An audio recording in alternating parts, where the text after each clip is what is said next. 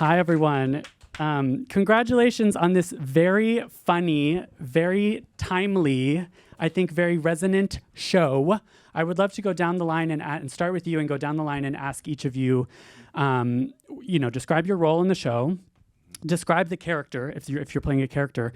But I would also like to hear maybe a favorite moment from the show or one that really resonated with you, like specific scene or moment. And I'm talking resonate as in uncomfortably resonate, because I think that's what this show is really about. Yeah. For example, the moment with the slow motion handshake, for me, the dap was one of those like, oh, I didn't know that this resonates with me, and it's resonating with me. It's making me feel really embarrassed. It's really...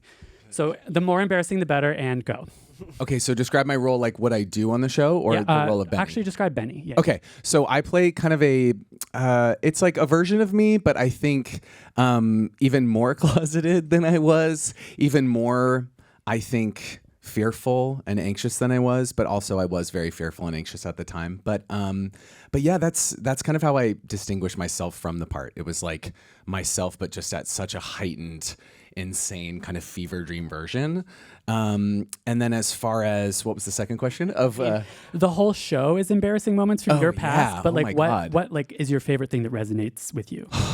You know, the handshake was really, that is something I think about every single day of my life. Someone recently this week, they go, dude, just look at the elbow. Someone said that to me. And then I've been doing it. It literally works. I'm like, where the fuck were you 20 years ago? Like, you look at their elbow. Now I look insane because I'm just staring there. But so that was really, that was traumatic for me because it's like I could do the voice, I could do all this stuff. But the second we got physical, it's like a small thing that says so much about bigger things. I Absolutely. think, which this show does. This is very much that show. Do you remember that one take where you just like shoved me at the end? And I went, and at one point, I pick you up in a take. We filmed a lot. Yeah, Scott. We were like in the back, like, all right, well maybe now you do this. And by the end, we were like dancing. I think like we were in a music box. But yeah, a sweet scene. Really embarrassing to film in front of like 20 people. But yeah. Wally. Hi, I'm Wally. I play Carmen, and she's just this awkward girl who's trying so hard to do it right and do the same song and dance as everybody else, and she just can't do it. And she thinks her value is romance. And I think, honestly, the pink eye, I think every time I'm out in public, there's always something wrong with my outfit. There's always something like holding me back that I then feel like I need to overcompensate for. Honestly, still to this day, the sleeves, you know what I mean? So maybe that, yeah. Spot on, Mary Beth.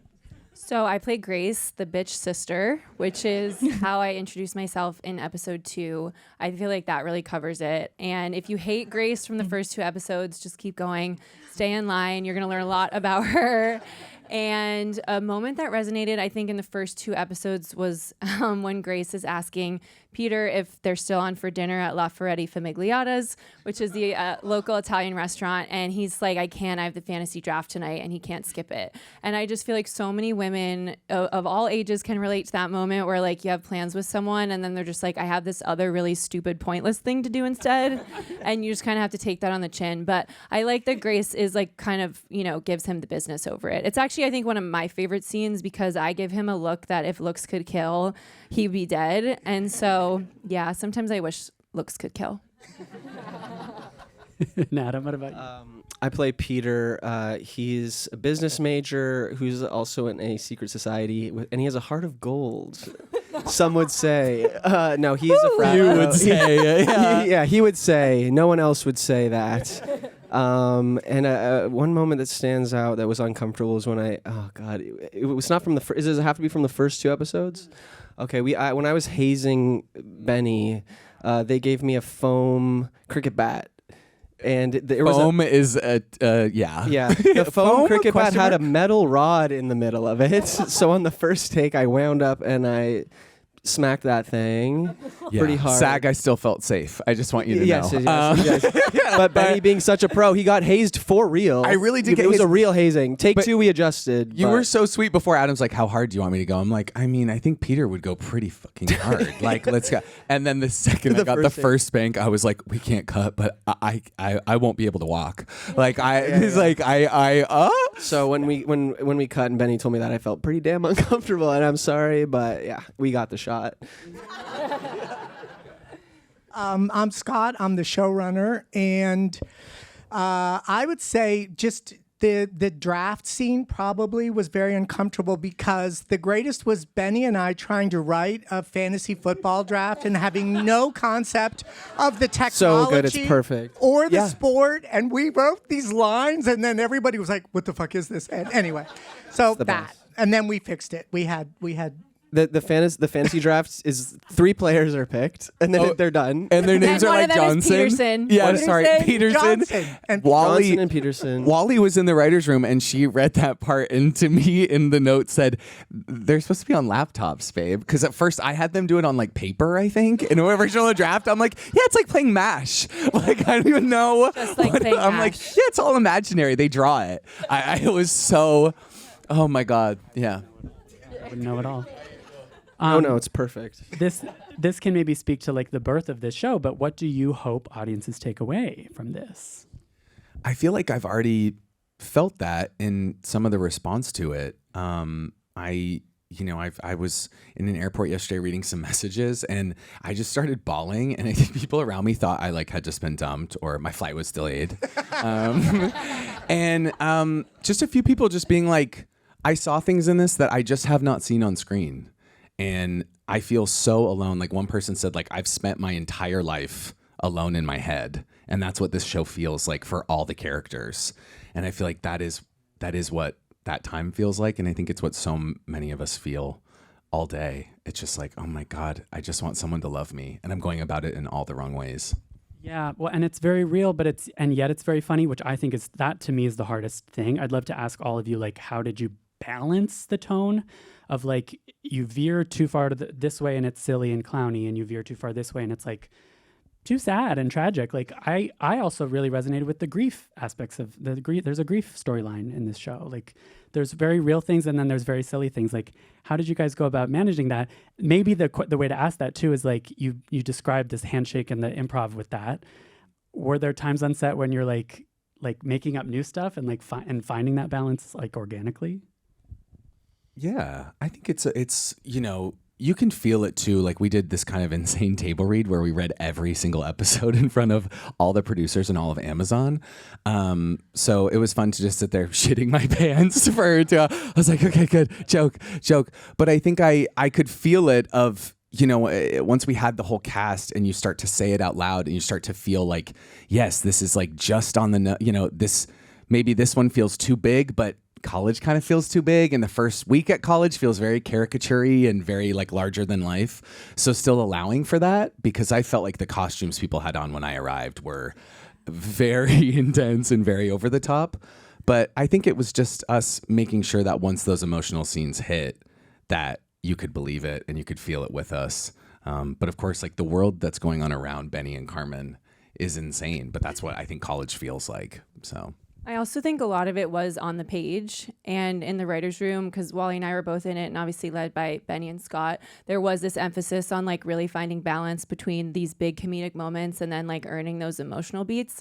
And I also think, not to credit comedians on set, but there were a lot of moments where there were jokes pitched in the scene. And so even there's a scene in episodes 5 that's very emotional between Adam and I, and Benny happened to be on set and he pitched this joke that was like, we had done it twice, so this would be the third time, and it was just so perfect. And so even in the middle of a scene like that, like there were just these geniuses on set who could like pitch things that made it funny. So you're laughing when you maybe aren't supposed to be, but I think that is what college is like. And those flips feel like you pivot so fast from being like super depressed and crying at a party to being like gassed up by your girlfriend. So I think we really wanted to play into those feelings in college, such heightened emotions, but then you're also having a lot of fun.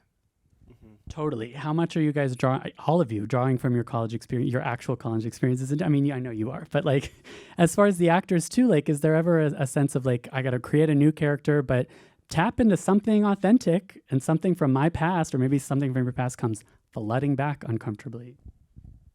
Yeah, I mean, I only went to college for 1 year, but there was some partying involved in that first year, so it was nice to kind of have an idea of like, okay, yeah, that's what this is. Yeah, I was a terrible student, but yeah, for me specifically, it was nice having just that base to build off of. And then I grew up playing a lot of hockey, so that also informs just locker room talk. Not me, but other players in the locker room. I was mostly an observer. Yeah, so.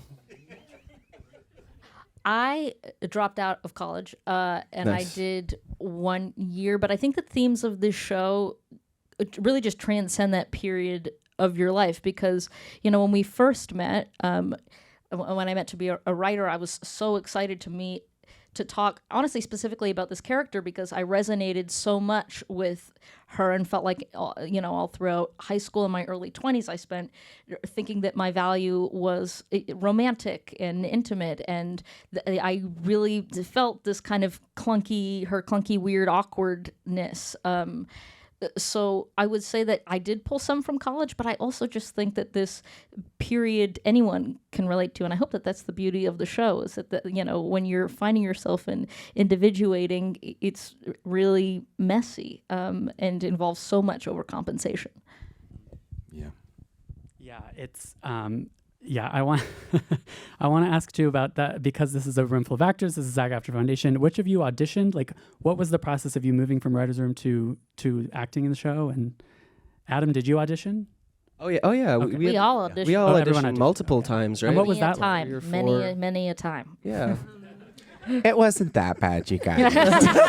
Scott and I are A like, couple of look. 2, 3, 7 dozen times. yeah. Well, Okay. I was asked in an interview, like, the part was written for you, so you didn't have to audition. And I was like, so actually 2 things can be true. The part can be written for you, and you have to audition. And I think it was, I really felt like grateful for the process by the end of it, because I think we really found who the character was. But I genuinely think for complex female characters, it's so foreign to see that. So on the page, when people read it, they're just like, how could this ever come to life? And then even in the first couple of auditions, they were like, we're just not seeing the character. And so they made us do a chemistry read. We've been best friends for years, and we have a And we podcast fight the together. entire show. Yeah. Like, chemistry We is have, like, not 2 scenes needed. together. Yeah. And then, so yeah, I did 4 rounds of auditions. And for the final one, I just had to sing a song that, I don't know if you've watched the whole show yet, but if you have, I had to sing that song in a room with the director, the casting director, and Benny. And he just said, you know what, you just have to leave it all in the room. And that was what hooked him. Of so course. it's worth it. Do that in the room? Yeah. In person in the room? Yeah. I didn't know that. That's Yeah. bananas. Yeah. You guys those got on to see that Zoom. performance, and then you'll know why that's especially Insane, especially for me. So yeah, but I thought that we did a lot of good work through the rounds of auditions. Yeah. And it was cool to be the only one auditioning for it. Totally. My background on all this, just so I feel like the second I read with all of these people, I knew it would be them. It's just like there are so many hoops that you have to jump through. This is like, you know, we're working with a lot of people and who fortunately are really passionate about the project and see the characters in ways that they're very passionate about. So I'm like, okay, I love that, but it will be this person at the end. I'm like, I just feel this, and this is who. And that was, I think, so evident with Wally, that she was actually sent to me and Scott to be in the writer's room. I read this script and I was like, that's brilliant and so funny. And then I watched her stand up and I was like, this girl looks so much like what we described Carmen as. And I sent her to Mary Beth and I was like, have you met her? Like, what? This is, I had never seen her before. And I just was immediately hooked. She came on Zoom. I wanted to tell her everything about my life in 10 seconds, and which is how Benny feels. I mean, he literally is like, shit, I might tell this girl I'm gay. And I did. And, but there is something, and I think it's a magic that we all had to get to, but each one of the people up here in these chem reads, it's something like that just so clicks. And you're like, that's the scene. These scenes don't feel on the page anymore. You don't want to read it anymore. You just want to watch these. And I would find myself, with these people looking at them and just being like, I can't believe this is the character's finally here. Like we had just waited so long to see it. So I will say Scott and Benny also led a very warm room where it felt very free to try things, and we were, experimenting with levels of mania or just, nailing the tone kind of, because it's a pilot. We're finding the tone together. So you're trying to bring these thoughts out of your head into real life. So that was really fun to give us that room to play and experiment and fail and try things. you rapped Drake at me. I did. I rapped Out Big of Sean. nowhere. I rapped Big Sean. We did this the gym scene you just watched, Yeah, and yeah. all of a sudden he starts rapping at me, and I literally was like about to start laughing, and I messaged Scott. I'm like, what the fuck? Like it's him. It has to go to him. I rapped Big Sean for about 2 minutes. I know. Yeah. You wouldn't stop. Yeah, I didn't stop. It's full. Yeah, we sent all of it. We go, it's him. Done. All I was going to say was also this is not so much about, well, sort of the auditions, but also before when you were talking about tone, and just to say in terms of actors and this cast, and, we have to say Rish Shaw couldn't be here. His sister's getting married, and apparently that's more important than show business. But Something to think about. Despite that, what I do want to say is that everyone on set, because we are a new comedy, and I've done this 1 billion times, and it's finding the tone because you don't know really until you're in post. This cast, we tried scenes every different way, more dramatic, more comedic, bigger, smaller, and that was just a gift. It was a gift to be able to do that. Yeah, I think this is the rare comedy that knows what it is in the first episode. I think that's very, very rare. Long form goosebumps. TV. Sorry. Did you just get goosebumps? I was about to say I'm sorry. I'm so cold, and now I have goosebumps. Thank you. And Scott, like you're saying, it sounds like that speaks to the power of acting, the power of auditioning, really, and getting the chemistry and getting. And then also too, when we were doing the auditions, it was a long process. But then we would find people too who we were like, they're so perfect, but not that. How about this? And so it just sort of everybody wound up in the exact right part. We really got lucky. Holmes read for Carmen. Yeah. And we saw this tape, and Scott sent me it, and I had done a comedy show with them like a year before, and I was like, oh, I'm obsessed with them. Let's right now get her on tape. Let's do Haley. And oh my God, we go, there it is. Yeah. So that we were like, okay, that's easy. Puzzle pieces. Yeah. Can I ask everyone, like, especially for all of you, this is a big first explosive project. I mean, you mentioned this was your SAG card, not to put you on the spot, but this is the first big series, and it's this big hit show. Yes. What do you wish you'd known at the start of the process? Like, if you could go back in time and change anything, or if you could tell yourself something that would have been really helpful, first day on set or whatever. On this first day on this something. That's really hard. I think I would have told myself, like, you're doing this with all the right people. And I think that is also just a testament to who I made this whole thing with, which is Scott King. Like I feel like showrunner is everything. And so I knew that I would be acting scenes from my life and scenes that really made me uncomfortable. But to know, I think the first day on set, which is I felt that the decisions we had made were right, and that everyone knew the stories we were going to tell and the jokes and the heartbreak. I think I would have just like, oh, but it kind of helped with performing Benny to be so fucking nervous. At every given scene, I was like, I'd be nervous if I was working out with Peter right now.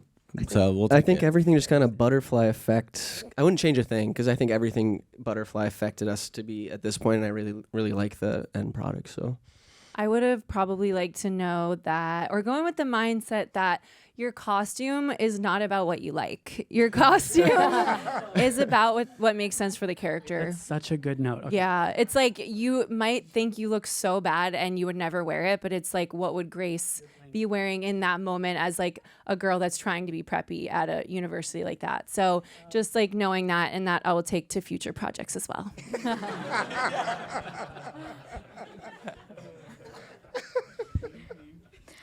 I think I would have nothing because there's nothing that I could have received at that time, in the sense that I think that I would tell myself, one, that I have everything that I need, because I felt like I had such imposter syndrome. I went through the audition process being like, there's no way. There's just no way. Because you see casting from the writer's room side, and you see how many self-tapes are in the, so I was like, and also I've never acted it before, so in a lead capacity, I was like, there's not, and then I was like, what the hell?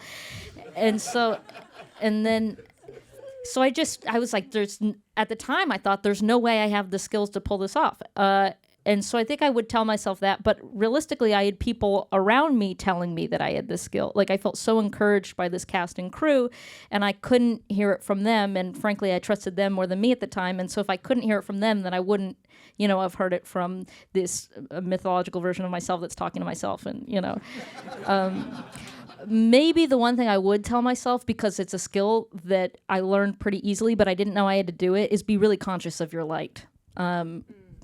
Yeah, which I didn't know that was something we think of. I don't know. And then that seems like something you got to practice, like on the job.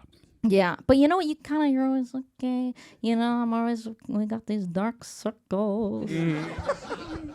Well, wait, can I just call out one thing? Because there is someone, a brony in the crowd, wearing a shirt that says Shiesta McGuagan. And that has to be the first time ever at the SAG-AFTRA Foundation. Absolutely. This is a first. So History.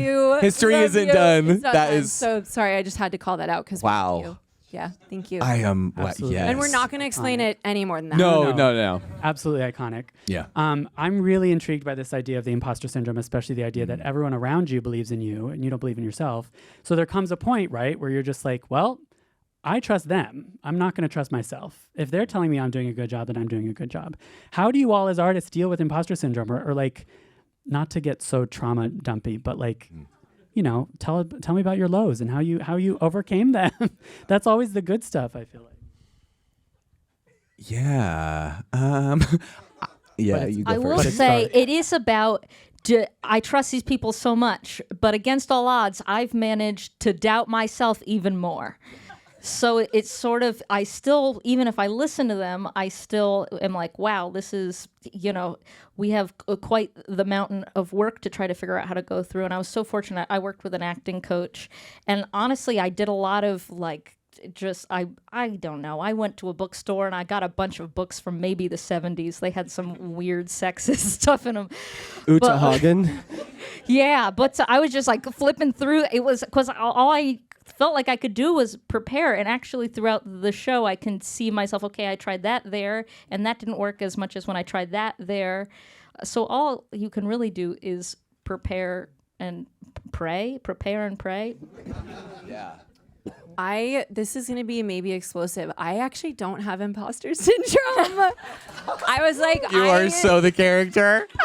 Tell me your secret. I was like, I have worked so hard for years, and like, this is exactly where I should be. And honestly, I think because Benny had faith in me to the stakes were so high for this project. And so I think Benny's faith in me, even to do things that were so far out of my comfort zone, like there would be days where I'd be like, I don't know if I can do this, but not in a way that like I didn't feel like it was the place that I was supposed to be. So I've said it before, I'll say it again. There could be 100 gay guys in a room and 99 of them don't believe in you. And all you need is one to believe in you, and that's funny.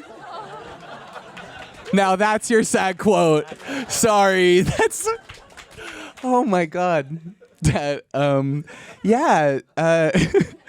I feel like I feel so lucky to do this. Like, I can't believe that I managed to do this. I'm just like a gay guy from Idaho who I had not met an actor my entire life. I went to a college where it's like everyone works in politics. So I was like, I'm not talking about acting here. And so I think coming into it and just kind of almost putting myself out there on the internet for so long, I think I had heard everything negative back to myself, and I had done everything at that point. And I'm like, there is kind of nothing that I could even say to myself anymore that like would really affect me. And I knew that, even when I was asked to, if I had a comedy show when I was making sketches, Carolyn's in New York was like, do you have a stand-up? And I was like, yeah, I love stand-up. I have a show. You're going to love it. And it was called Overcompensating because I wrote it that night. And I was like, I need to pay rent. We're going to do this show. But nothing has ever been more scary to me than that. But I knew that the fear was like what I needed to do. Like if I was scared, I was doing the right thing. So I think this whole show being like a little terrified the whole time, I'm like, I do think we're making something here that is challenging and important and just like fucking fun. That too. I'm like, I think any fear I would have, then I would turn and Wally would have a pink eye prosthetic on and I'd be like, I'm not scared anymore. This is so fun. Like we're just I think Yeah. that's what, like, at the end of the day, when you were scared shitless, it was still fun. And it was like an environment that you could fail in. So worst comes to worst, you're with your buddies and you're like, hey, okay, please, I'm so sorry. Can I ask for another take? That just took me back. Yeah. Or after every take, I would look at Wally and go, was that bad? Was I bad? And she's like, no. And I'm like, we are our characters. Yeah. It's almost like a theme that's emerging is like, use it. If you're feeling fear or nerves, don't ignore them or pretend they're not there, like, or don't overcompensate or whatever. See what I did there?